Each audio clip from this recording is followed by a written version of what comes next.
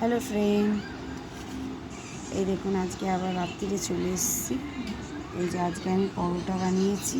আর এটা কি বলুন তো, কাবলি চানা পনির দিয়ে বানিয়েছি।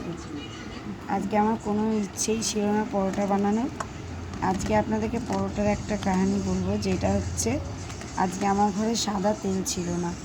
আমি দেখুন সর্ষের তেল দিয়ে, হালকা তেল দিয়ে বানিয়েছি। দেখুন একটুও তেল হাতে নেই, দেখতে পাচ্ছেন। আমি এত শুকনো শুকনো করে বানাই কেন, আমার হাজব্যান্ড একদম খেতে পারে না তেলওয়ালা জিনিস।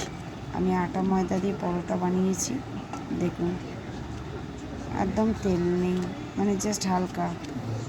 তো এই তো আজকে আমার রাতের ডিনার ছিল। আর এই যে বানিয়েছি, অনেক দিন বাদে বানালাম।